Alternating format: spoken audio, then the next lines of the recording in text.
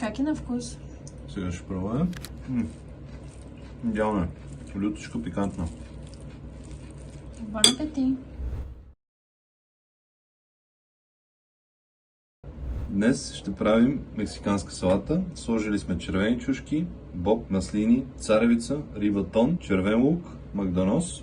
И тук сега сме направили един микс от лимон, мед, малко оцет, лют червен пипер и нещо ще пропускаме. Сол. И сол. Като лютия червен пипер е доста. Така. И сега остава само да разбъркаме.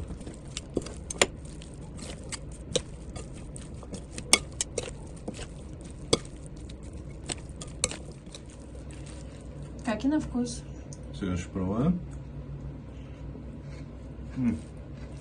Идеално е. Лютичко пикантно. Бон апетит!